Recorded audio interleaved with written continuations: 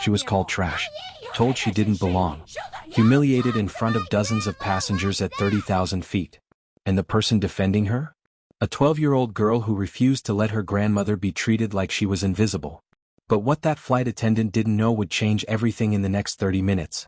This is a story about dignity, courage, and the moment a child became a warrior. Welcome to Living Black Stories.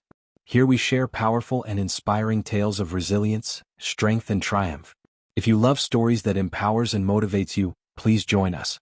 Don't forget to subscribe, hit the notifications bell, and tell us where you are watching from in the comments. It's Wednesday morning and 68-year-old Evelyn Thompson is sitting in seat 2A of Flight 847 from Atlanta to Boston. Beside her in 2B is her 12-year-old granddaughter, Zara. Between them, humming quietly, is a portable oxygen concentrator. The clear tubes run to Evelyn's nose, delivering the oxygen that keeps her fragile heart beating. Her hands, worn and weathered from 4 decades of nursing, rest on the armrests. Those hands have held newborn babies, comforted the dying, worked double shifts to put food on the table. But right now those hands are trembling. Evelyn didn't want to be here, not like this. Not sick. Not weak.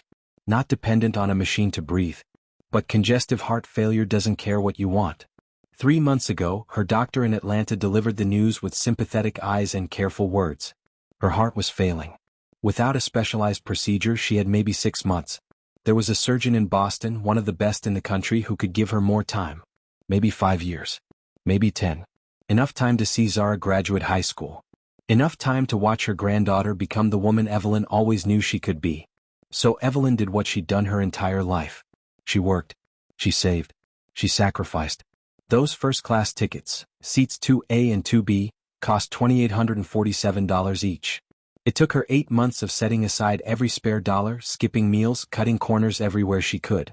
But first class wasn't about luxury. It was about survival.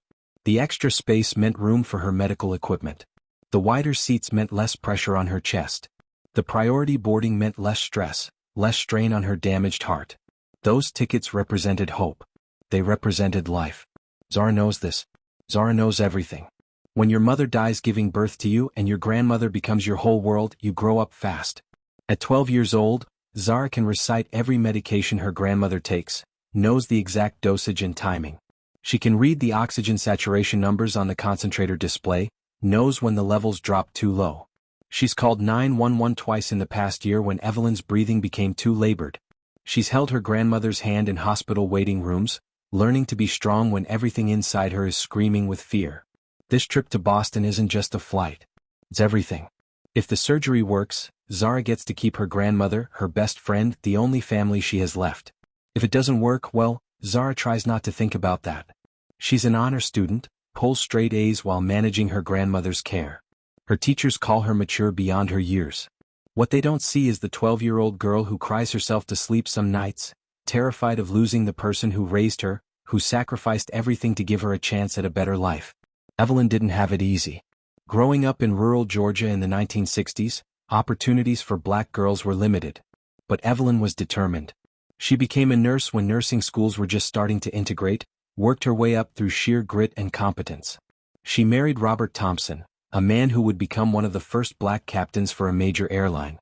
They dreamed of a quiet retirement together, traveling the world on his flight benefits. Then their daughter got pregnant at 19. Then their daughter died in childbirth. Then Robert died of a heart attack 5 years ago while volunteering at an aviation program for underprivileged kids. And Evelyn kept going. Because that's what she does. She worked double shifts at the hospital, came home exhausted, and still helped Zara with homework. She taught her granddaughter to stand tall in a world that would try to make her feel small. She taught her about dignity, about self-worth, about never letting anyone's prejudice define who you are. Never ask for pity, she'd say. Earn respect through your character. Be twice as good to get half as far, but never stop trying. Now here they are, in first class, seats they paid for, seats they need, and the stares are already starting. Flight 847 is a morning flight, and first class is filling up with business travelers. Expensive suits, designer luggage, the casual confidence of people who've always belonged everywhere they go. And they're staring. Some try to be subtle, quick glances over their shoulders. Others are more blatant, eyes lingering on Evelyn's oxygen concentrator, on Zara's protective hand on her grandmother's arm, on the 2 black faces in seats they apparently didn't expect to see occupied this way. Zara notices. She always notices. Her grandmother taught her to observe, to read rooms, to understand when you're being judged before anyone says a word. She squeezes Evelyn's hand, a silent message. I'm here. We're okay. But her stomach is tight with anxiety. She's checked and rechecked her grandmother's oxygen levels, the tank pressure, the backup battery on the concentrator. Everything is functioning perfectly, but Zara can't shake the feeling that something is about to go wrong. Then Jessica appears. Jessica is the lead flight attendant, early 30s, blonde hair pulled back in a tight bun, makeup perfect, smile practiced. She's worked this route for 6 years, knows the routine, prides herself on providing excellent service to the premium passengers who keep the airline profitable. And right now that smile is aimed at Evelyn and Zara, but it doesn't reach her eyes. There's something else there. Suspicion. Judgment. An assumption already made. Jessica stops at row 2, her smile fixed in place. Good morning, ladies. Is there a problem with your seats? The question hangs in the air, innocuous on the surface but loaded with implication. Is there a problem? Not welcome aboard, not how can I help you, but is there a problem? As if their mere presence is the problem. Evelyn, exhausted from the stress of getting to the airport, of navigating security with her medical equipment, of the constant fear that her body will fail her before she reaches Boston, looks up with those tired eyes. No problem at all. We're fine, thank you. But Jessica doesn't leave. She hovers, her eyes dropping to the tickets tucked into the seat pocket. May I see your boarding passes? Her tone has shifted, less friendly, more official. Zara feels her grandmother tense beside her, feels the way Evelyn's breathing hitches slightly. She reaches into her backpack, pulls out both boarding passes, hands them to Jessica with a steady hand that betrays none of the fear building in her chest. Jessica examines the passes like she's inspecting counterfeit bills. Turns them over, holds them up to the light, scans the barcodes with her device not once but twice. Other passengers are starting to notice now. The whispering begins, low conversations hidden behind hands, but the message is clear in the eyes that keep darting to row 2. What are they doing here? Do they really belong in first class? Finally, Jessica hands the passes back. I'll need to verify these with my supervisor. She walks away before Evelyn or Zara can respond, heading toward the galley with quick, purposeful steps. And now the entire first-class cabin knows something is happening. The atmosphere has changed. What should have been the beginning of a journey toward hope has become something else entirely. Zara leans close to her grandmother. Grandma, what's happening? Her voice is small, 12 years old again, not the mature caretaker but a frightened child who doesn't understand why they're being treated like criminals. Evelyn squeezes her hand, musters strength she doesn't feel. Nothing, baby. We paid for these seats. We have every right to be here. Just stay calm. But even as she says it, her oxygen machine beeps, a warning that her stress levels are affecting her breathing. Zara immediately checks the display, adjusts the flow rate slightly, her training kicking in automatically. Before this story goes any further, if you believe that every person deserves to be treated with dignity regardless of what they look like or where they sit, hit that subscribe button right now. Because what happens next will make you question everything you think you know about who deserves respect in this world. Jessica returns, and this time she's not alone. Behind her is Richard, the ground supervisor, a tall man in his 40s with a clipboard and an expression that suggests he's already made up his mind about the situation. He stops at row 2, doesn't bother with pleasantries. Ma'am, there seems to be an issue with how these tickets were purchased. Evelyn's voice is steady despite the fear creeping up her spine. We bought them 3 months ago through your website. I have the confirmation email on my phone if you need to see it. Richard doesn't ask to see it. These first-class seats were likely meant for our premium members. Would you be more comfortable in economy? We can move you right now, no charge for the inconvenience. The words land like a slap. More comfortable in economy. As if comfort is the issue. As if they're the ones causing a problem. Zara feels rage building in her chest, hot and righteous. She's 12 years old, but she understands exactly what's happening here. She's read about it in history books, heard the stories from her grandmother about the indignities her grandparents faced, the subtle and not so subtle ways the world told them they didn't belong. And now it's happening to them at 30,000 feet, in front of dozens of witnesses. Zara stands up. She's small for 12, barely 5 feet tall, but in this moment she feels 10 feet high. Her voice is clear, loud enough for the surrounding rows to hear. We're not moving. My grandma needs the extra space for her medical equipment. She has congestive heart failure and we're flying to Boston for a life-saving surgery. We paid $2,847 per seat. We have every right to be here. The cabin has gone completely silent now. Everyone is watching. Some passengers look uncomfortable, recognizing the injustice unfolding. Others look annoyed as if this disruption is the real problem. The woman in seat 3A, designer sunglasses pushed up on her head, Hermes scarf draped casually around her neck, lets out an audible sigh of frustration. Richard's jaw tightens. He's not used to being challenged, especially not by a child. He pulls out his phone, makes a show of scrolling through screens. "I'm checking the system right now. Jessica, call the captain. Tell him we might have a situation that requires intervention." A situation. They've become a situation. Evelyn feels her chest tightening, her heart racing in a way that's dangerous for someone with her condition. The oxygen concentrator beeps again, more insistent this time. Zara immediately crouches down, checking her grandmother's vital signs with practiced efficiency. "Grandma, breathe slowly. Remember what Dr. Harrison said. In through your nose, out through your mouth. Nice and slow." But it's hard to stay calm when Jessica is speaking into her radio, when Richard is standing over them with his clipboard like a judge about to deliver a verdict, when the woman in 3A is now loudly complaining.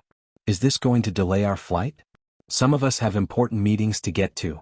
A man in 4B chimes in, not even trying to hide his annoyance. "Maybe if they just cooperated we could get moving." Cooperated. As if sitting in seats they purchased is somehow uncooperative. As if existing in a space they have every legal right to occupy is an act of defiance. Zara feels tears pricking her eyes but refuses to let them fall. Her grandmother taught her better than that. Never let them see you break. Stand tall even when they're trying to knock you down. And then it gets worse. So much worse. Captain Stevens emerges from the cockpit, a man in his 50s with gray hair and a stern expression that suggests he's been briefed on the situation and has already decided how it needs to be resolved. Richard steps aside, whispers something to the captain that Evelyn and Zara can't quite hear.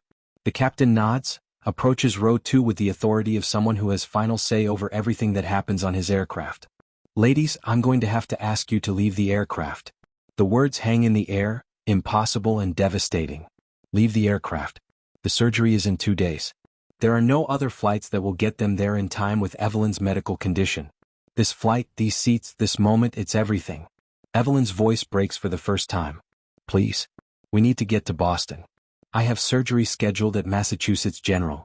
If I don't make it, I don't know if I'll get another chance." The captain's expression doesn't change. "You're disrupting this flight. I've called security. They'll escort you off peacefully, or we can do this the hard way. It's your choice." And that's when Jessica, emboldened by the captain's support, says the words that will haunt her for the rest of her career. She leans down, close enough that only Evelyn, Zara, and the passengers in the immediate vicinity can hear, and her voice is dripping with contempt. "People like you don't belong in first class. You're making everyone uncomfortable. You're probably committing fraud with those tickets anyway. You should be grateful we're not pressing charges. Now get your things and get off this plane before you make this worse for yourself. You're trash trying to sit where you don't belong." Trash. She called a 68-year-old woman who dedicated 40 years to saving lives trash. Called her a fraud. Told her she didn't belong. And she said it with such casual cruelty, such certainty, as if it were simply a fact being stated rather than a vicious attack on someone's humanity. The passengers close enough to hear gasp. Even those who were annoyed at the delay seem shocked by the blatancy of the insult. Cell phones come out, some passengers starting to record. But the damage is done. The words have been said. And Evelyn, exhausted and sick and struggling to breathe, starts to cry. Silent tears running down her face as her oxygen machine beeps its warning that her stress is becoming dangerous. Zara sees red. 12 years old, barely 5 feet tall, and she steps directly in front of Jessica with a fury that makes the grown woman actually step back. "How dare you? How dare you speak to my grandmother like that? She's worth 10 of you. She's a retired nurse who spent her entire life helping people. She raised me after my mother died. She worked herself to exhaustion to give me opportunities. She saved for months to afford these tickets so she could make it to the surgery that might save her life. And you call her trash? You tell her she doesn't belong?" Zara's voice is rising now and she doesn't care who hears. "Let everyone hear. Let them all know what's happening here. We paid for these seats. We have confirmation numbers, credit card statements, everything. We've done nothing wrong except exist in a space you decided we shouldn't be in. And you know what? That says everything about you and nothing about us." Richard tries to intervene, his voice sharp. "Young lady, if you don't calm down right now." But Zara whirls on him too. "Or what? You'll call more security? Throw a sick woman and a child off a plane for the crime of sitting in seats we purchased? Go ahead. But everyone on this plane is watching. Everyone is recording. And when this is over, the whole world is going to know exactly what kind of people you are. The captain's radio crackles. He steps away, listens to whatever message is coming through, and for the first time his expression falters. He says something into the radio, listens again, and the color drains slightly from his face. He turns back to Richard and Jessica, and his voice is low and urgent. We need to talk. Right now. Galley. Immediately. The three of them retreat, leaving Evelyn and Zara in their seats, surrounded by staring passengers, the oxygen concentrator still beeping its warning. Zara sits back down, takes her grandmother's hand. Evelyn is still crying, her breathing labored, her dignity shattered in front of dozens of strangers. Grandma, Zara whispers, her own tears finally falling. Grandma, I'm so sorry. I tried. I'm so sorry I couldn't stop them. But Evelyn, even through her tears, even through her pain, manages to squeeze Zara's hand. Baby, you did good. You stood up. You didn't let them make us small. Your grandfather would be so proud of you. And that's when Zara remembers. Her grandmother's purse, the front pocket.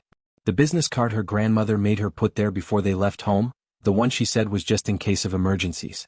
Grandma, she whispers. The card. Should I? Evelyn's eyes, red from crying, meet Zara's. And for the first time since this nightmare began, there's something else there. Not defeat. Not despair. Something harder. Something that survived 40 years in a profession that tried to break her, that survived losing a husband and a daughter, that survived every indignity the world threw at her. In my purse. Front pocket. Get the card. Call the number. Ask for David. Zara doesn't understand, but she obeys. She reaches into her grandmother's purse, finds the card tucked in the front pocket. It's simple, cream-colored cardstock with raised lettering. A name. A title. A direct phone number. And as Zara reads it, her eyes go wide. What do you think is on that card that's about to change everything? Drop your guess in the comments right now, because what happens next will blow your mind. What happened next wasn't just discrimination. It was a masterclass in public humiliation, a systematic dismantling of dignity that would push a dying woman to the edge and force a 12-year-old child to become her only defender. This is where the airline discrimination got real, where racial profiling on a plane became undeniable, and where two people fighting for basic human respect were about to face their darkest moment. Jessica returns to row 2, and this time her fake smile is completely gone. In its place is something colder, something that looks at Evelyn and Zara not as passengers but as problems to be solved. She stops directly in the aisle, blocking their row, her body language aggressive. I need to see those boarding passes again. Not a request. A demand. Evelyn, already exhausted from the earlier interaction, reaches with shaking hands into the seat pocket. Her fingers fumble with the passes, her weakened state making even this simple task difficult. She hands them to Jessica, who snatches them with barely concealed irritation. And then Jessica does something calculated, something designed to humiliate. She examines those passes like she's a detective investigating a crime scene. She holds them up to the overhead light, tilting them at different angles as if checking for watermarks on counterfeit money. She runs her finger over the printed text, as if feeling for irregularities. She scans the barcode once with her device. Then twice. Then a third time. Each scan is accompanied by an exaggerated frown, a theatrical display of suspicion meant to signal to every watching passenger that something is wrong here, that these two don't belong. And everyone is watching now. The businessman in seat 1A has lowered his Wall Street Journal. The couple in row 3 have stopped their conversation. The woman with the Hermes scarf has taken off her sunglasses, the better to observe this spectacle. This is what Jessica wants. An audience. Witnesses to validate whatever she's about to do. These will need to be verified with my supervisor, Jessica announces, loud enough for half of first class to hear. She doesn't wait for a response. She turns on her heel and walks away, those boarding passes clutched in her hand like evidence, leaving Evelyn and Zara sitting there with dozens of eyes boring into them. The whispers start immediately. Do you think their tickets are fake? A woman 2 rows back, not even trying to keep her voice down. I heard there's been a problem with ticket fraud lately. A man across the aisle, speaking to his seatmate but clearly intending for others to hear. Zara feels her face burning with shame and rage. Her grandmother, the strongest person she knows, looks small suddenly. Diminished. The oxygen concentrator hums between them, a constant reminder of how fragile Evelyn's health is, how crucial it is that this flight takes off, that they make it to Boston, that nothing delays or derails the surgery that could save her life. "Grandma, they can't do this," Zara whispers, her voice tight with emotion. "Those tickets are real. You bought them with your credit card. You have the receipts." Evelyn nods, but her eyes are distant. She's been here before. Not on a plane, but in 1,000 other spaces where her presence was questioned, her right to be there challenged, her dignity treated as something up for debate. As a young nurse in the 1970s, she'd had patients refuse her care because of the color of her skin. She'd had supervisors assign her the worst shifts, the most difficult cases, then act surprised when she excelled. She'd had colleagues take credit for her work, undermine her competence, question her credentials. And she'd survived it all by keeping her head high and her mouth shut, by being twice as good to get half the recognition. But she's tired now.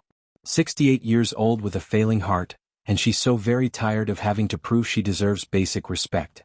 "Baby, maybe they're right," she says softly, her voice barely audible over the hum of the oxygen machine. "Maybe we should just move to economy. It's not worth the trouble." Zara's head snaps toward her grandmother, eyes wide with disbelief. "No. No, Grandma, you paid for these seats. The doctor said you need the extra space, that economy could be dangerous for your heart. We're not moving." Before Evelyn can respond, Jessica returns. And she's brought reinforcements. Richard, the ground supervisor, is an imposing figure, well over 6 feet tall, broad-shouldered, carrying a clipboard like a weapon. He has the walk of someone who's used to being obeyed, the expression of someone who's already decided how this situation is going to end. He stops at row 2, doesn't bother with pleasantries or introductions. "Ma'am, there seems to be an issue with how these tickets were purchased." His voice is flat, bureaucratic, the tone of someone reading from a script they've delivered 100 times before. Evelyn, weakly, trying to keep her voice steady despite the fear creeping up her throat. "We bought them 3 months ago through your website. I can show you the confirmation email, the credit card charge, whatever you need." Richard doesn't ask to see any of it. He's already made up his mind. These first-class seats were likely meant for our premium members. Our elite travelers who've earned their status through loyalty to our airline. Would you be more comfortable in economy? We have seats available. We can move you right now, get this resolved quickly so we don't delay the flight. There it is. The accusation wrapped in concern. The implication that they're not premium enough, not elite enough, haven't earned the right to sit where they're sitting. And the threat hidden in kindness. Move voluntarily or be responsible for delaying everyone else's flight. Zara's hands clench into fists on the armrests. At 12 years old, she understands exactly what's happening. This isn't about tickets or reservations or computer systems.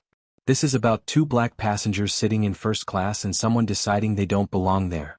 This is about profiling, about assumptions, about the kind of everyday racism that hides behind policies and procedures and concerned voices asking if you wouldn't be more comfortable somewhere else. "We're not moving," Zara says, and her voice is stronger than she feels inside. "My grandma needs the extra space for her medical equipment. She has congestive heart failure. Moving to economy could literally endanger her life. We paid $2,847 per seat. We have every right to be here." The conversation is getting louder now. It has to, because Richard is standing in the aisle, Jessica is hovering nearby, and the entire first-class cabin is leaning in, trying to hear every word. This is no longer a private matter. It's become a public spectacle, a performance for an audience that can't look away. Jessica jumps in, her voice sharp with indignation. "We have other passengers who paid full price for the first-class experience, and they deserve to travel without disruption. This is becoming a disturbance that affects everyone on this flight. We did pay full price." Zara's voice rises, frustration breaking through her attempt to stay calm. $2,847 each. Do you want to see the credit card statement? Do you want to see the bank withdrawal? What exactly do we need to prove to you that we belong here? Richard pulls out his phone, makes a theatrical show of opening an app, scrolling through screens, his face arranged in an expression of deep concern. He's not really checking anything. This is performance designed to reinforce the narrative that something is wrong, that their presence here is questionable, that they're the problem that needs to be solved. He leans close to Jessica, whispers something that Evelyn and Zara aren't meant to hear but that carries anyway in the tense silence of the cabin. "Call the captain. Tell him we might have a situation here that requires his intervention." A situation. The word ripples through the first-class cabin like a stone dropped in still water. A situation means trouble. A situation means security. A situation means these 2 passengers, the elderly black woman with the oxygen machine and her young granddaughter, are somehow dangerous. And that's when the other passengers start to turn. Not in support but in annoyance. The woman in 3A, the one with the Hermes scarf and the designer sunglasses and the air of someone who's never been questioned in her life, lets out a loud, exasperated sigh. Is this going to delay our flight? Some of us have important meetings to get to. This is ridiculous. A man in 4B, expensive suit, Rolex glinting on his wrist, nods in agreement. Maybe if they just cooperated with the staff we could get moving. They're asked to move to economy. Why is that such a big deal? Just move and let's go. Just cooperate. Just move. Just accept that you don't belong here and go where people like you are supposed to sit. The casual cruelty of it, the assumption that Evelyn and Zara are the ones being unreasonable, that asking to sit in seats they purchased is somehow an act of defiance that's inconveniencing everyone else. Zara feels the weight of all those eyes, all that judgment, all that impatience. She's 12 years old and she's never felt more alone. Except she's not alone. She has her grandmother beside her, and her grandmother needs her to be strong right now. But Evelyn is struggling. The stress, the humiliation, the fear, it's all affecting her fragile heart. The oxygen concentrator beeps, a sharp, insistent warning sound that cuts through the murmur of conversation in the cabin. Zara's head snaps down to the display screen. The oxygen saturation numbers are dropping. Not dangerously low yet, but heading in the wrong direction. And her grandmother's breathing has changed, become more labored, more shallow. Zara checks the oxygen tank pressure gauge and her stomach drops. They're running through oxygen faster than expected. The stress is making Evelyn breathe harder, consume more oxygen, and while they have enough to make it to Boston under normal circumstances, these aren't normal circumstances. If this confrontation continues, if her grandmother's stress levels keep rising, they could run dangerously low. Grandma, breathe slowly, Zara says, forcing her voice to stay calm even though panic is rising in her chest. Remember what Dr. Harrison said. In through your nose, count to 4. Hold it. Out through your mouth, count to 6. Nice and slow. You can do this. Evelyn tries to follow the instructions, but her hand is gripping Zara's so tightly it hurts. Baby, she whispers, and her voice is weak, defeated in a way Zara has never heard before. Baby, maybe we should just move. It's okay. I'll be okay in economy. Let's just do what they want. And Zara's eyes fill with tears. Because her grandmother shouldn't have to say that. Her grandmother, who taught her to stand tall, who told her never to let anyone make her feel small, who worked 40 years saving lives and deserves every ounce of respect and dignity, is ready to give up. Ready to accept humiliation just to make this stop. No. Zara's voice cracks, but there's steel underneath the emotion. No, Grandma. You paid for these seats. You need these seats. The doctor said economy could be dangerous for your heart, that you need the extra space, the reclining seats, the room for your equipment. We're not moving. We're not. Jessica, who's been standing nearby waiting for them to capitulate, steps forward. Her voice is cold now, all pretense of customer service gone. If you can't calm down, we'll have to ask you to deplane for medical reasons. You're clearly in distress, and it's not safe for you to fly in this condition. The cruelty of it takes Zara's breath away. They've caused the distress. They've created the medical emergency through their harassment and humiliation. And now they're using that distress as justification to remove them from the flight. Richard nods, backing up Jessica's threat. This is a safety issue now. We can't allow a passenger to fly if they're experiencing a medical emergency. It's airline policy. Zara stands up, and even though she's small, even though she's just 12 years old, even though her voice is shaking and tears are streaming down her face, she looks Richard straight in the eye. The safety issue is you stressing out my grandmother. She was fine until you started harassing us. She's not having a medical emergency, she's having a panic attack because you're treating us like criminals for sitting in seats we paid for. The first-class cabin has gone completely silent. Every passenger is watching this confrontation unfold. Some look uncomfortable, recognizing the injustice but not sure what to do about it. Others look annoyed, as if this drama is an inconvenience they shouldn't have to witness. A few have pulled out their cell phones, recording, though whether they're documenting the discrimination or just capturing drama for social media is unclear. And then the captain appears. Captain Stevens emerges from the cockpit, a man in his 50s with gray hair, stern expression, the posture of someone who has final authority over everything that happens on this aircraft. Richard immediately moves toward him, leans in close, whispers urgently while gesturing toward row 2. The captain listens, his expression hardening, and then he walks down the aisle with the deliberate pace of someone about to deliver an ultimatum. He stops at row 2. Looks down at Evelyn, struggling to breathe, tears on her face. Looks at Zara, standing protectively beside her grandmother, this child forced to be a warrior when she should just be a kid. And his voice, when he speaks, is absolutely final. Ladies, I'm going to have to ask you to leave the aircraft. The words land like a physical blow. Evelyn's face crumples. Fresh tears stream down her cheeks, and she's trying to talk through her crying, through her labored breathing. Please, Captain. We need to get to Boston. I have surgery scheduled at Massachusetts General in 2 days. It's a specialized procedure. There's only one surgeon who can do it. If I miss this appointment, I don't know if I'll get another chance. Please don't do this. The captain's expression doesn't change. He's made his decision and nothing is going to alter it. You're disrupting this flight. I've called security. They'll escort you off peacefully, or we can do this the hard way. The choice is yours. Zara can't believe this is happening. Can't believe that asking to sit in seats they purchased, that defending her dying grandmother's right to basic dignity, has resulted in this. In armed security being called. In them being threatened with forcible removal. She stands up straighter, her voice cracking with emotion but refusing to back down. You can't do this. We haven't done anything wrong. We have tickets. We have rights.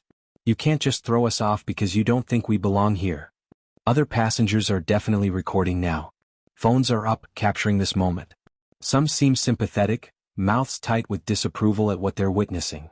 But others, too many others, look relieved that the situation is finally being resolved, that the disruption will be removed, that they can get back to their important meetings and their first-class experience without having to witness this uncomfortable display. Jessica stands beside the captain, arms crossed, a look of grim satisfaction on her face. This is what she wanted from the beginning. These passengers removed. This problem solved. The first-class cabin returned to the people who really belong there. Richard is already moving toward the door, coordinating with ground crew, making sure security is ready to board and escort Evelyn and Zara off the plane. And Evelyn, broken and defeated, is trying to gather her things with trembling hands. Unplugging her oxygen concentrator from the power outlet. Organizing her medications. Preparing to leave, to give up, to accept that she doesn't belong here, that people like her never really belonged in first class, that the surgery in Boston might as well be on the moon for all the good it will do if she can't get there.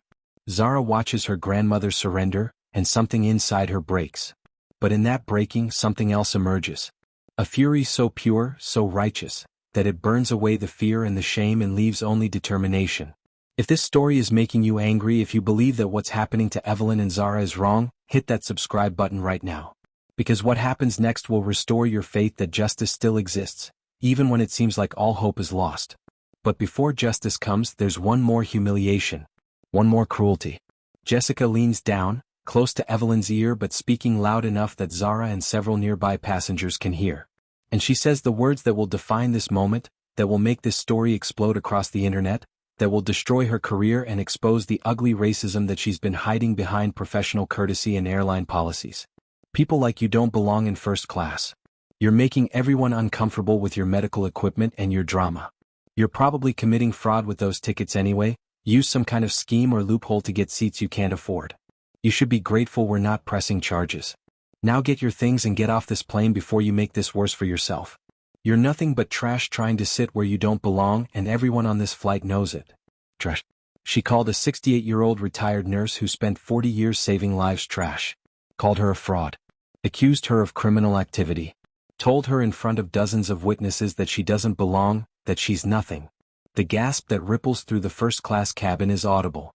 Even the passengers who were annoyed at the delay, who wanted Evelyn and Zara to just move, seem shocked by the blatant cruelty of the statement. Phones that were recording for entertainment suddenly become evidence. This isn't just a customer service dispute anymore. This is documented discrimination. This is racism caught on camera. This is viral video gold, the kind of content that destroys careers and makes headlines and forces airlines to issue groveling apologies. But in the moment, all Zara knows is that a grown woman just called her grandmother trash. Just humiliated the person she loves most in the world in front of a plane full of strangers. Just tried to destroy the dignity of a woman who's facing death and fighting for just a few more years of life. Zara sees red. Every lesson her grandmother taught her about staying calm, about not causing a scene, about being twice as good to get half the recognition, it all evaporates in the face of this cruelty. She steps directly into Jessica's space, This 12-year-old child getting in the face of a grown woman, and her voice when she speaks is loud enough for everyone to hear. How dare you? How dare you speak to my grandmother like that? Do you know who she is?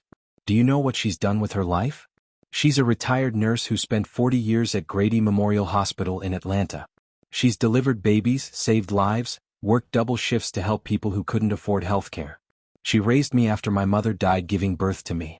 She worked herself to exhaustion to give me opportunities, to make sure I had food and clothes and a chance at a better life than she had. Zara's voice is rising, breaking with emotion, but she doesn't stop. Can't stop. She saved for 8 months to buy these tickets. $2,847 per seat. She skipped meals. She cut every corner. She sacrificed everything because this isn't a vacation. This is a trip to save her life. She has congestive heart failure. There's a surgeon in Boston who can give her more time, maybe 5 more years, maybe 10. Enough time to see me graduate high school. Enough time to know I'll be okay. And you call her trash? You tell her she doesn't belong? The entire cabin is frozen. Every eye is on this child defending her grandmother with a ferocity that makes grown adults uncomfortable. Jessica has stepped back, her face pale, clearly not expecting this level of pushback. Richard looks uncertain for the first time, glancing at the captain as if seeking guidance. But Zara isn't done. We paid for these seats. We have confirmation numbers, credit card statements, email receipts, everything. We've done nothing wrong except exist in a space you decided we shouldn't be in. And you know what that says? It says everything about you and nothing about us. You looked at my grandmother, at me, and you decided we didn't belong before you even spoke to us. You decided based on what we look like that we must have done something wrong, that our tickets must be fake, that we're trying to get something we didn't earn. She's crying now, but her voice doesn't waver. My grandmother has earned everything. Every seat, every moment of respect, every ounce of dignity. She's earned it through 40 years of service, through raising me alone, through surviving more than you'll ever understand. And you call her trash? You're the trash. You and everyone who thinks that people can be judged by their skin color instead of their character. The silence that follows is deafening. Jessica's face has gone from pale to red, humiliation and anger warring on her features. Richard doesn't know where to look. Even Captain Stevens seems momentarily uncertain, the righteous confidence of his ultimatum shaken by the raw emotion of a child's defense. But then his radio crackles. A voice on the other end, urgent, saying something that makes the captain's face change. He steps away from row 2, brings the radio to his ear, listens. And as he listens, the color drains from his face.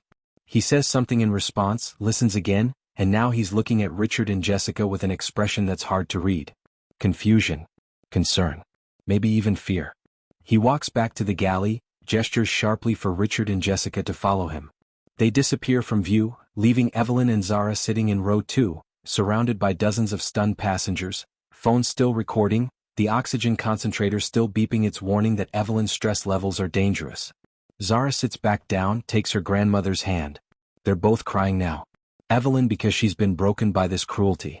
Zara because she tried her best to defend them and doesn't know if it was enough. I'm sorry, Grandma, Zara whispers.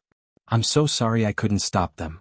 But Evelyn, even through her tears, even through her pain and humiliation, squeezes Zara's hand. You did good, baby. You stood up. You didn't let them make us small. Your grandfather would be so proud of you.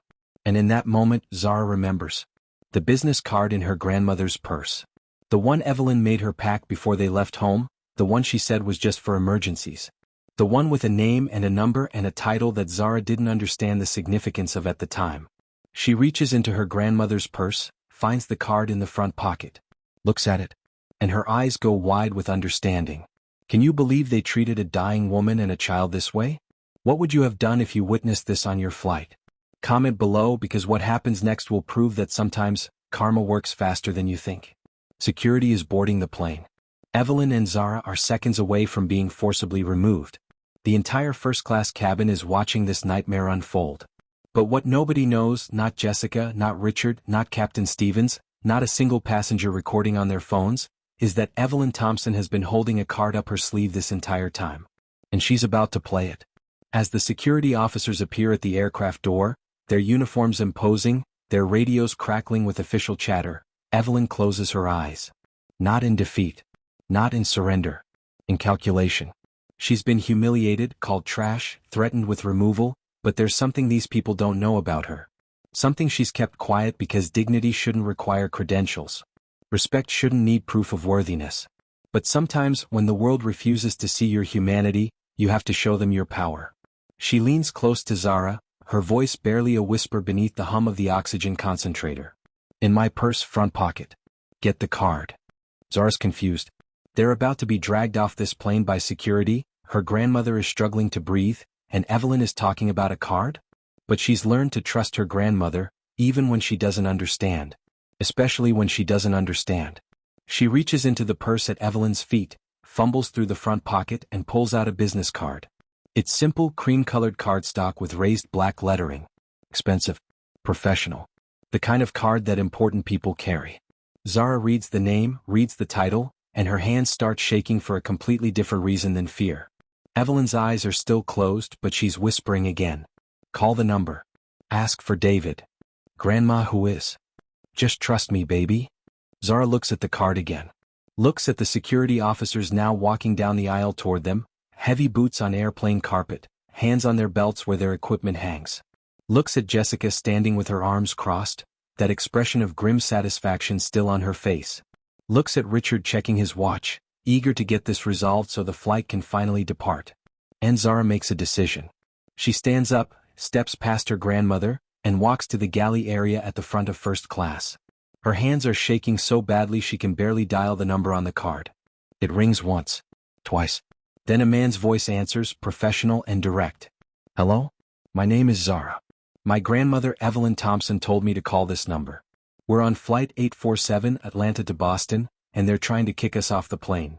Whatever the man says in response, we can't hear it. But we can see Zara's reaction. Her eyes go wide. Her mouth falls open. She looks back at her grandmother, then at the security officers now just a few rows away, then back at the phone pressed to her ear. Wait, what? Right now? You can do that right now. The voice on the other end continues. Zara is nodding even though the person can't see her. Yes, sir. We're in seats 2A and 2B. First class. They called security. They said we're disrupting the flight. They called my grandmother. They said terrible things, sir. Another pause as she listens. And now there are tears in her eyes, but they're not tears of fear anymore. There's something else. Relief. Hope. Maybe even vindication. Yes, sir. Thank you, sir. Thank you so much. She hangs up, stands there for a moment in the galley, this 12-year-old girl who's just made a phone call that's about to change everything. She walks back to her seat and her expression is unreadable. Not triumphant. Not scared. Just calm. Eerily calm for someone who's about to be escorted off an airplane by armed security. Evelyn looks at her granddaughter, raises an eyebrow in question. What did he say? Zara sits down, takes her grandmother's hand and squeezes it. He said to wait 5 minutes. He said not to move. He said everything is going to be okay. 5 minutes. That's all they need to wait. But 5 minutes can be an eternity when security officers are standing at your row, when a flight attendant is demanding your removal, when an entire cabin full of passengers is watching and judging and recording your humiliation for the internet to consume. The security officers reach row 2. There are 2 of them, both men, both looking uncomfortable with this assignment. The older one, maybe in his 40s with graying temples, addresses them with a tone that's firm but not unkind. Ladies, we need you to gather your belongings and come with us. Captain's orders. Jessica steps forward and there's triumph in her voice. Pure, undisguised triumph. They'll escort you off peacefully, or we can do this the hard way. Your choice. But either way you're leaving this aircraft. Every passenger in first class is watching. The woman in 3A with her designer everything is leaning forward in her seat, eager to see this resolved. The businessman in 4B has his phone up, recording, probably already thinking about the social media engagement this video will get. Others look uncomfortable, guilty even, but not uncomfortable enough to speak up, not guilty enough to intervene. Zara looks up at the security officers. Looks at Jessica's triumphant face. Looks at Richard checking his watch again, impatient to get this situation cleared so they can close the aircraft door and push back from the gate. And she sits down. Deliberately. Decisively. Takes her grandmother's hand and holds it tight. We're not moving. The words hang in the air, defiant and absolute. The older security officer sighs, clearly not wanting to physically remove an elderly woman on oxygen and a child, but also not seeing any other option. Young lady, please don't make this difficult. We don't want to have to carry you off, but we will if we have to. Just cooperate and this will all be over. But Zara's not budging. Her grandmother told her to wait 5 minutes. Trust has been the foundation of their relationship for 12 years. If Evelyn says wait, Zara waits. Evelyn's oxygen machine beeps again, that warning sound that indicates her stress levels are affecting her breathing, that her oxygen saturation is dropping to concerning levels.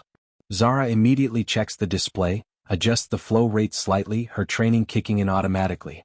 Grandma, stay with me. Breathe slowly. In through your nose, out through your mouth. Just like Dr. Harrison taught you. The passenger in 3A, exasperated beyond measure, calls out loudly, "Oh, for God's sake, just get them off already. We've been delayed 40 minutes because of this drama.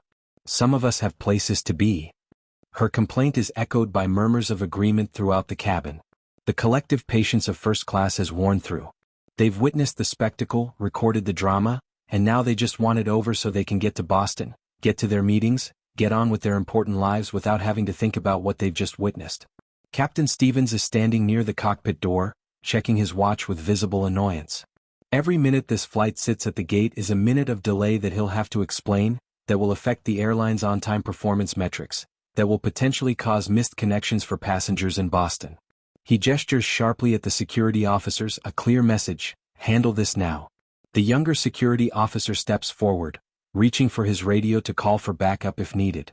This is about to get physical. This is about to get ugly. This is the moment where a dying woman and her 12-year-old granddaughter are going to be forcibly removed from an airplane, dragged down the aisle in front of recording phones, their humiliation complete. And then the captain's radio crackles. It's loud in the tense silence of the cabin. A burst of static, then a voice, urgent and commanding. The captain brings the radio to his ear, listens. And the transformation that comes over his face is instantaneous and dramatic. The annoyance vanishes. The authority drains away. The color literally leaves his face, replaced by something that looks a lot like fear. He says something into the radio, his voice too low for passengers to hear. Listens again. Says something else, his tone deferential now, apologetic even. And then he steps away from the cockpit, walks quickly to where Richard is standing near row 2, and grabs his supervisor by the arm. "We need to talk. Right now. Galley." Immediately. The captain's voice is tight, strained, the voice of someone who's just received information that's turned his entire world upside down. Richard, confused but obedient, follows the captain to the galley. Jessica, sensing something has shifted but not understanding what, trails behind them. They huddle together, the captain speaking rapidly in a low voice, showing Richard something on his phone. And as Richard reads whatever he's seeing, his confident smirk vanishes. His face goes pale. He looks back at Evelyn and Zara with an expression that's transformed from contempt to something close to panic. Jessica is reading over his shoulder and now she's pale too. Her hand goes to her mouth. She's shaking her head, saying something that looks like, "No, no, no." Her earlier triumph completely evaporated. The security officers, still standing at row 2, are confused.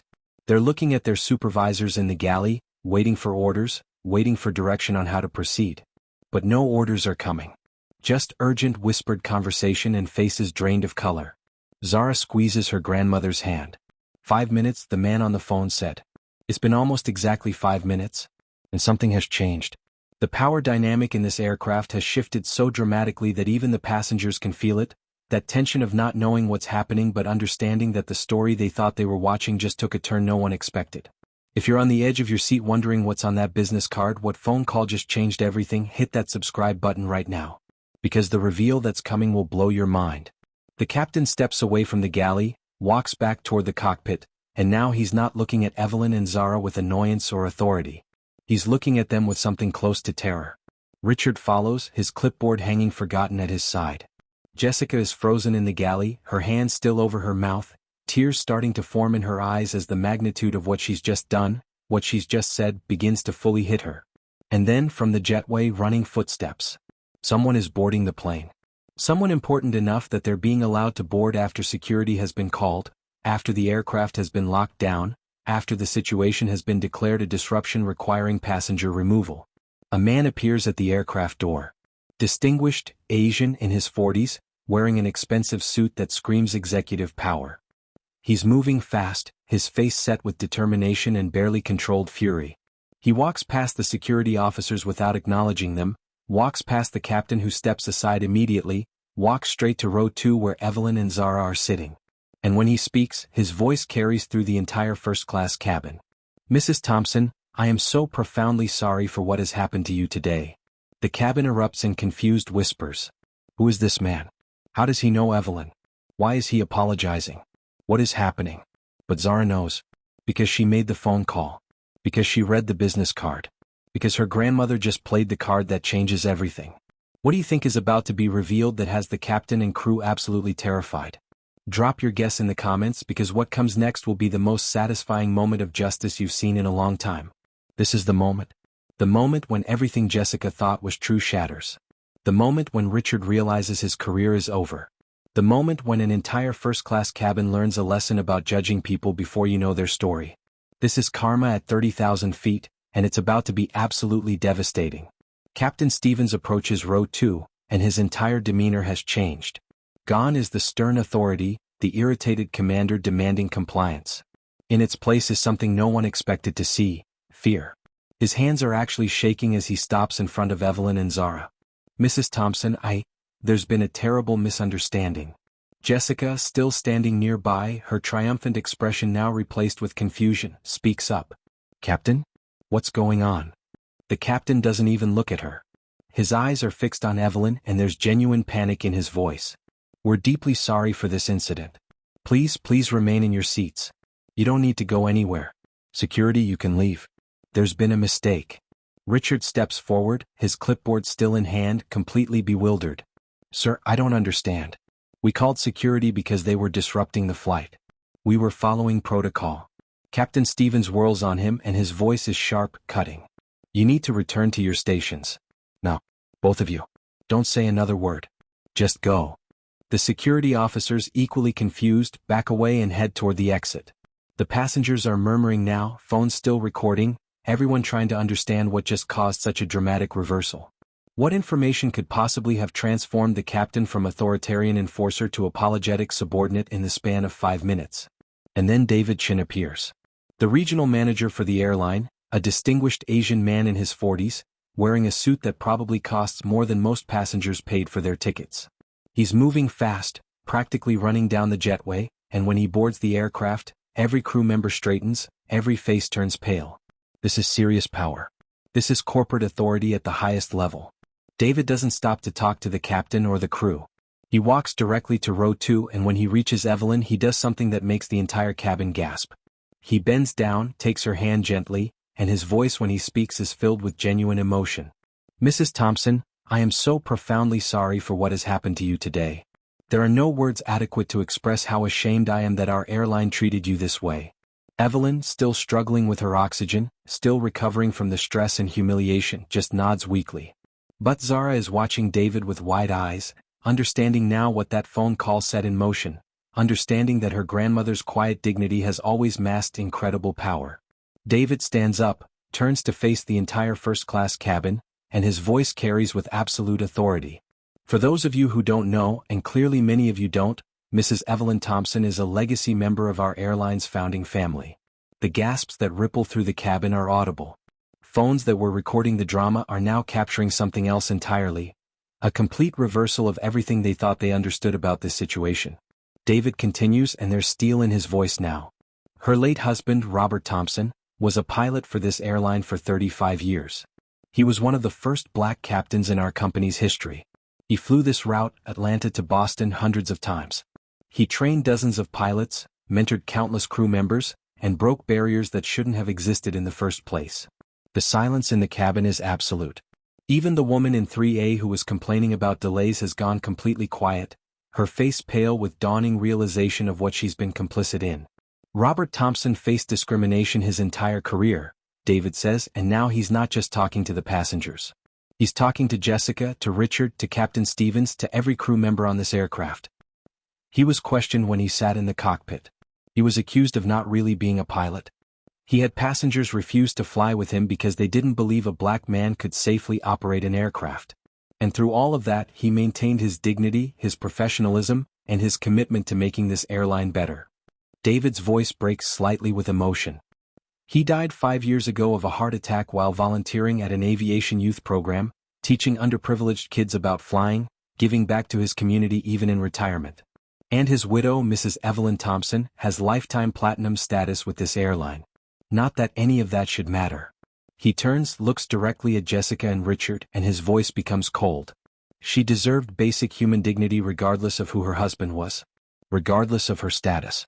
Regardless of anything except the fact that she's a human being who purchased tickets and boarded a flight. But you didn't give her that, did you? Jessica's face has gone from pale to ashen. She's crying now, silent tears streaming down her face as the magnitude of what she's done crashes over her. Richard looks like he might be sick, his earlier confidence completely evaporated. You will both be suspended effective immediately, pending a full investigation, David says, and his tone leaves no room for argument. This is unacceptable. This is everything our company claims to stand against. And you did it in front of dozens of witnesses, with cameras recording, creating a public relations nightmare that will take years to recover from. Jessica tries to speak, her voice trembling. I didn't know who she was. I didn't know about her husband. And that's when Evelyn speaks. Her voice is quiet, weakened by stress and illness, but it carries through the silent cabin with devastating clarity. That's the problem. You didn't think I deserved dignity until you knew my name. The truth of that statement hits like a physical blow. Every passenger in first class feels it. The shame of it. The recognition that they watched this happen, that some of them participated, that they judged these two passengers not on their behavior or their rights but on assumptions and prejudices they probably would deny having if asked directly. Evelyn continues, her eyes fixed on Jessica. You looked at me and my granddaughter and you decided we didn't belong. Not because we did anything wrong. Not because our tickets were invalid. But because of what we look like. Because you couldn't imagine that people who look like us could afford first class, could deserve first class. And then when we didn't immediately comply with your judgment, when we dared to assert our rights, you called security. You humiliated us. You called me trash. Jessica is sobbing now, her career ending in real time, her prejudices exposed for everyone to see. David turns back to Evelyn, his voice gentle. Mrs. Thompson, we'll provide a private medical flight to Boston at no cost. We'll upgrade you to our premium service, ensure you have medical personnel on board, whatever you need to get to your surgery safely and comfortably. But Evelyn shakes her head. Even exhausted, even struggling to breathe, there's steel in her voice. No. We're taking this flight. We paid for these seats and we're staying. She looks directly at Jessica, and there's no anger in her eyes. Just profound sadness. I want you to understand something. My husband faced what we faced today his entire career. Every single day he had to prove he belonged in that cockpit. Every flight, there were passengers who doubted him, crew members who questioned him, people who couldn't see past the color of his skin to recognize his skill and his character. He never let it break him. He never let it make him bitter. He just kept flying, kept teaching, kept opening doors for the people who came after him. Evelyn's hand tightens on Zara's. And I won't let what you did today break me either. Because if I leave this flight, if I take that private plane, then you'll never have to face what you did. You'll never have to sit with your shame. You'll never have to see us for the next 2 hours and remember that you judged us without knowing us, that you treated us like criminals for having the audacity to exist in a space you decided we didn't belong in. The cabin is completely silent. Even the crew members are crying now, the weight of Evelyn's words forcing everyone to confront their own biases, their own assumptions, their own complicity in a system that still, even now, judges people by their appearance before their character. Evelyn turns to Zara, and her voice softens with love and pride. And you, my beautiful girl, you stood up when I couldn't. You defended me when I was ready to give up. You refused to let them make us small. That's what your grandfather would have wanted. That's what he taught me and what I tried to teach you. Never accept injustice even when fighting it costs you everything. Zara is crying but she's smiling too through her tears. I learned from the best, Grandma. You and Grandpa both. You taught me that dignity isn't something people give you. It's something you carry inside yourself and nobody can take it away unless you let them. If this moment gave you chills, if you believe that Evelyn and Zara deserved better from the start, smash that subscribe button. Because stories like this need to be told and justice like this needs to be witnessed. David nods, understanding Evelyn's decision even as it makes his job harder. Then you'll fly in your purchased seats as you should have from the beginning. Jessica and Richard will be escorted off this aircraft immediately. A new crew will take over their duties. And Mrs. Thompson, when you return from Boston after your surgery, I hope you'll meet with our executive team. We need voices like yours helping us ensure this never happens to anyone else. Jessica and Richard are escorted off the plane by security, the same security that was supposed to remove Evelyn and Zara. The irony isn't lost on anyone. As they walk the aisle of shame, past every passenger who witnessed their cruelty, past the phones still recording their downfall, neither can look up. A new lead flight attendant boards, a Latina woman named Carmen who immediately approaches row 2 with genuine warmth. "Mrs. Thompson, it's an honor to serve you today. My father trained under Captain Thompson. He used to tell me stories about how your husband taught him not just to fly, but to navigate a career as a pilot of color. He said Captain Thompson saved his career more than once." Evelyn smiles, the first genuine smile since this nightmare began. "What's your father's name?" "Roberto Martinez. He flies for us now, international routes." "I remember Roberto," Evelyn says softly. "Robert used to bring him home for dinner. Said he was the best co-pilot he ever flew with." The passenger in 3A, the one with the designer everything who complained about delays, stands up. She walks to row 2 and her face is filled with shame. "I'm so sorry. I'm so sorry for what I said, for my impatience, for not speaking up when I should have. What happened to you was wrong, and I was part of it by not saying anything." Other passengers follow, one by one, approaching Evelyn to apologize, to express their shame, to try to make amends for their silence or their complicity. Not everyone, some are still too embarrassed, too uncomfortable with their own prejudices being exposed. But enough that the atmosphere in first class transforms from hostile to something approaching redemptive. The flight finally takes off, 90 minutes late, but nobody complains about the delay anymore. And as the plane climbs into the sky, as Atlanta falls away below them and Boston waits ahead with surgeons and second chances, Evelyn and Zara sit hand in hand in seats 2A and 2B. The seats they paid for. The seats they fought for. The seats they always deserved. What would you have done if you were a passenger on that flight? Would you have spoken up? Would you have recorded it? Would you have defended them? Tell us in the comments, because this conversation about dignity and justice needs to continue long after this flight lands. Sometimes justice isn't just about punishment. It's about transformation. It's about watching people confront their own prejudices and choose to be better. And on Flight 847, as 2 disgraced employees were escorted off and a new crew stepped up, something remarkable happened. The airplane that had been a scene of cruelty became a space of redemption. Jessica and Richard walked the aisle one final time, but now they're the ones being escorted by security. Their heads are down, their careers in ruins, their actions captured on dozens of phones and already starting to spread across social media. The discrimination they inflicted, the racism they displayed, the cruelty they showed to a dying woman and a child, it's all documented. There's no hiding from it. No explaining it away. As they exit the aircraft, a new crew boards. And leading them is Carmen Rodriguez, a Latina woman in her 30s with kind eyes and a warm smile. She walks directly to row 2, and there's genuine emotion in her voice when she speaks. "Mrs. Thompson, it's an honor to serve you today. My father trained under your husband, Captain Roberto Martinez. He used to come home and tell us stories about Captain Thompson, about how he taught him not just to fly, but how to navigate a career as a pilot of color in an industry that wasn't always welcoming." Evelyn's tired face lights up with recognition. "Roberto. Oh my goodness, I remember him. Robert used to bring him to our house for Sunday dinners. He was so proud of Roberto. Is your father still flying?" "International routes now, thanks to the foundation your husband gave him," Carmen says, her voice thick with gratitude. "He always said Captain Thompson saved his career more times than he could count. When I told him what happened to you today, he cried. He wanted you to know that Robert's legacy lives on in every pilot of color who wears these wings."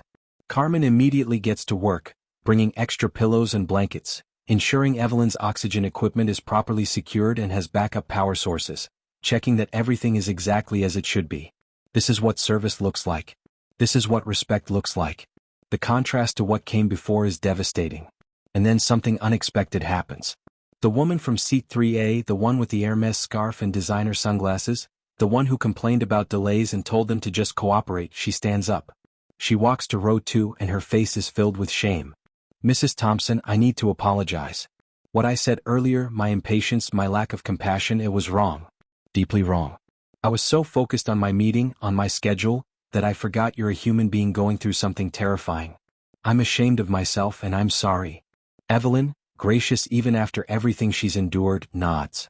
"Thank you for saying that. It takes courage to admit when we're wrong." The woman returns to her seat and then others follow. One by one, passengers approach Evelyn and Zara. Some apologize for their silence. Some apologize for their judgment. Some just want to express their support, to say they're sorry this happened, to acknowledge the injustice they witnessed. The businessman from 4B, the one who said they should just cooperate, offers to help carry their bags when they land in Boston. A young couple offers to give up their seats if Evelyn needs to lie down during the flight.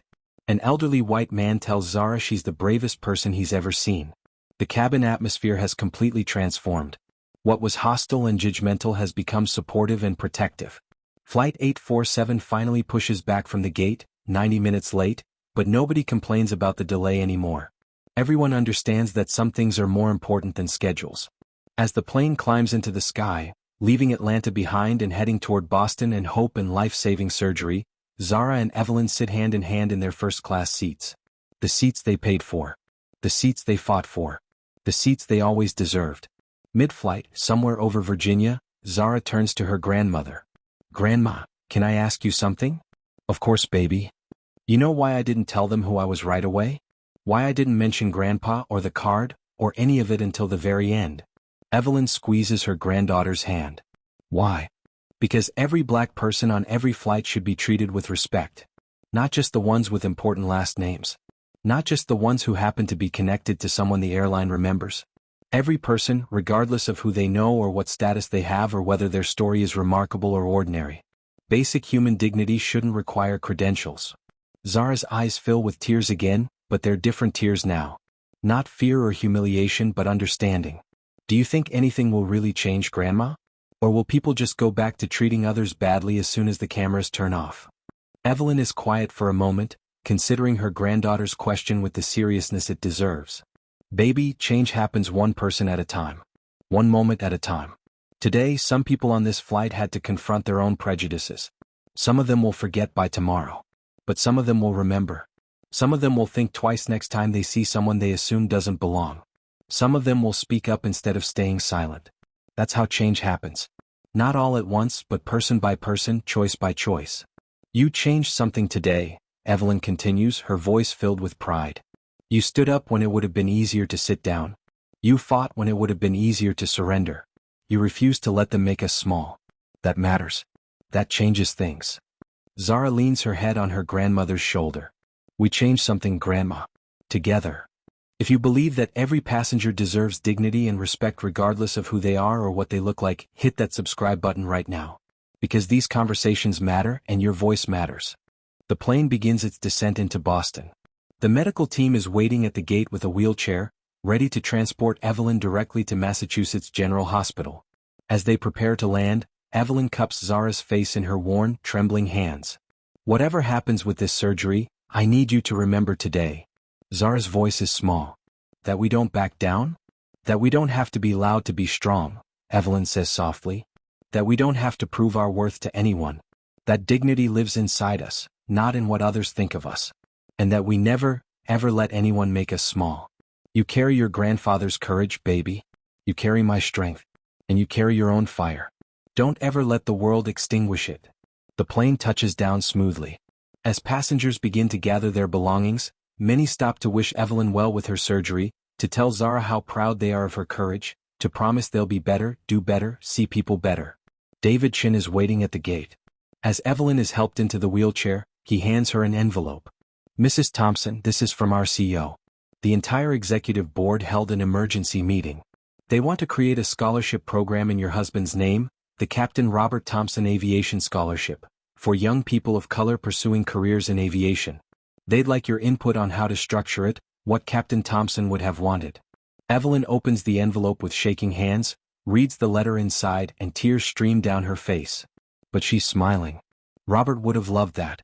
He always said the sky should belong to everyone, not just the people who look like the pilots of his generation. Zara pushes her grandmother's wheelchair through the terminal, both of them smiling despite the exhaustion, despite the ordeal, despite everything. They're heading toward hope. Toward healing. Toward a surgery that could give them years together they might not have had otherwise. 2 weeks later, Evelyn's surgery was successful. The specialist in Boston performed the procedure that saved her heart, gave it the strength to keep beating, to keep loving, to keep fighting. She and Zara made it home to Atlanta on the same airline in first class, where they belonged all along. But this time the crew knew exactly who they were. And this time, they were treated with the dignity they should have received from the very beginning. The story went viral. Jessica was fired. Richard was fired.